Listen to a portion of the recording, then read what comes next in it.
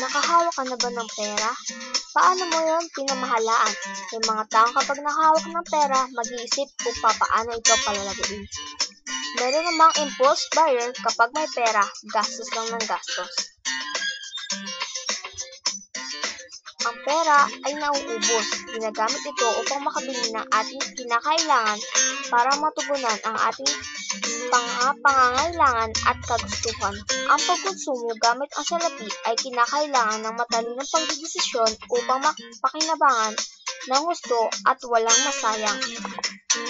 Madalang, ang pera natin ay galing sa ating kinikita sa pagtatrabaho o pagnenegosyo.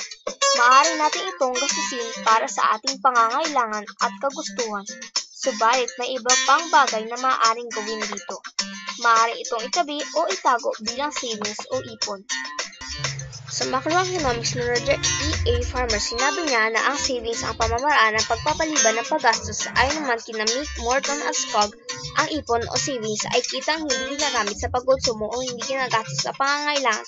Ang ipon na ginagamit upang kumita ay tinatawag na investment. Ang economic investment ay palagpak ng pera.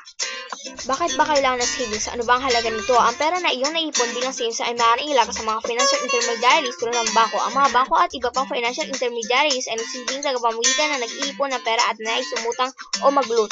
Ang umutang o borrow ay maaaring gamitin ang nahiram na pera sa pagbili ng asset, pagmamay-ari, na may ekonomikong halaga o gamitin ito bilang karagdagang puhunan. Ang pera na iyong nilaga sa mga institusyong ito ay maaaring kumita ng interes o dividend.